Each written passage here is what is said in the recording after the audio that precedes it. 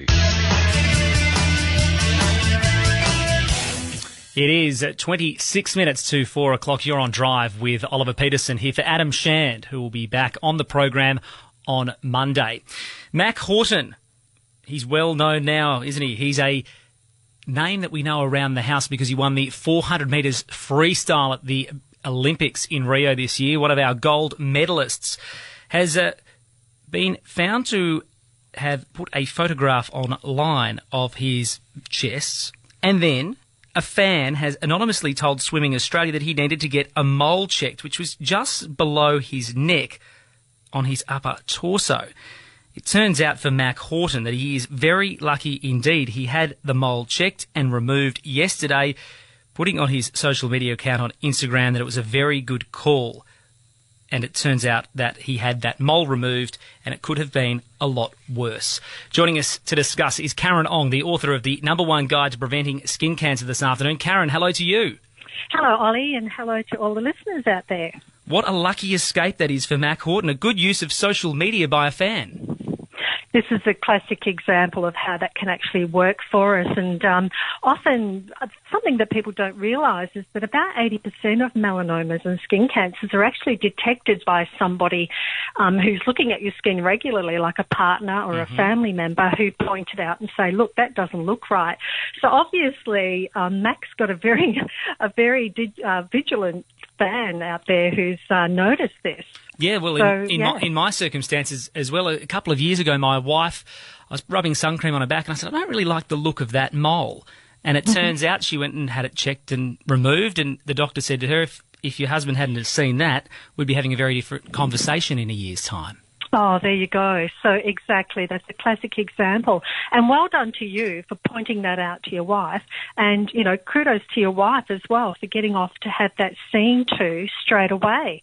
And that's really, really important. And I think that's what's happened with Mack, is that he has acted on this straight away and had them all removed. But one thing I did notice, Ollie, is when I was reading the article where he had this mole checked and the doctor wanted to remove it, he'd actually originally canned having the check done because he was going away for 5 weeks to Europe, and he thought, well, I'll do that before having his skin checked. Now, the fact that he actually had this check before he went away may well have saved his life, because it can only take up to 1 month for something to change from being a very suspicious-looking mole or a changing mole into a melanoma, which is a life-threatening condition. So, yeah, that's, again, you know, good on you and good on your wife for getting that check, because it's really, really important to do that. That time is, as you've just said there, Karen, it can only take a month to change from a mole to a melanoma. What do you look out for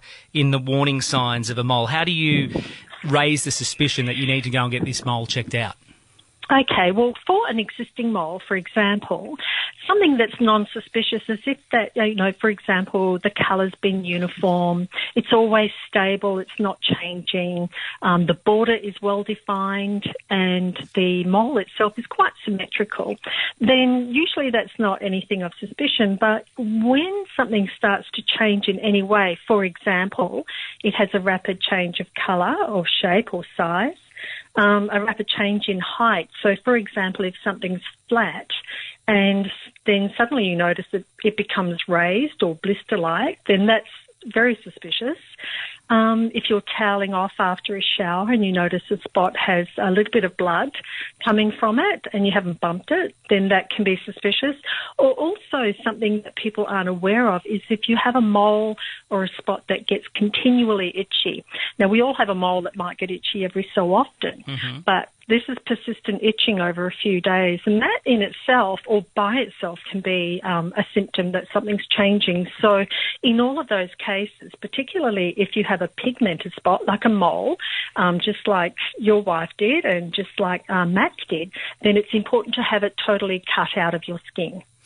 Is there a particular time you should be going to get skin checks? Should everybody be having their skin looked at every 3 months, 6 months, 12 months, 2 years? Well, yeah. I mean, if your skin's stable, then definitely every 12 months. If you have any high risk factors, for example, previous skin cancers or more than 50 moles or a family history of melanoma, then, every 6 months is probably a good idea. But I must point out here, Ollie, it's extremely important that everybody checks their own skin at least once a month for changes. And again, just bearing in mind what happened to Mack, is that, and I was watching some of the swimming, I couldn't notice any of these spots. I mean, obviously he's got a few moles on his face, so the potential is that this mole has changed since he was at the Olympic Games. So, again, it only takes 1 month. So what we say is get your skin checked annually and professionally, and then check your own skin once a month. And certainly, I mean, we go into workplaces all the time, so luckily we get to see people every year. But we still find that even at the end of that 12 months, we do find skin changes, and some of the lesions that we look at have changed. And that's certainly something we push to our clients, particularly outdoor workers, is to check your skin at least once a month. Well, this is a good news story for Mack at least, and it obviously brings everything back into the spotlight. Well, it really does, and it's a really good reminder. And quite ironically, it's Skin Cancer Awareness Month coming up in November, and it's a really good time to sort of drive this message home. And we're going out of the winter months and into the warmer months now, and the weather's beautiful today, for example. But something that people don't understand is they tend to leave these sorts of things until summer. And then once you start getting your clothes off, you start to realise that, wow, I'm getting burnt. And it only takes about 10 minutes on a day like today for somebody with fair skin to start to burn. So it's really important that we protect ourselves. And I know that the weather's warming up over the weekend. It's going to and tomorrow.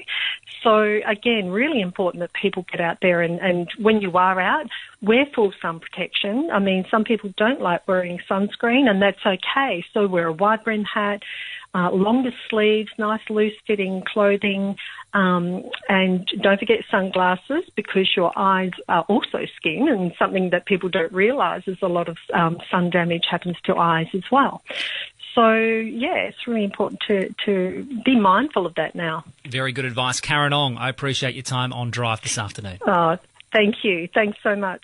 That's Karen Ong there, the author of the #1 Guide to Preventing Skin Cancer. And for those of you who are fans of Mack Horton and, of course, his swimming ability, he should be back in the pool next month swimming at the Brisbane Short Course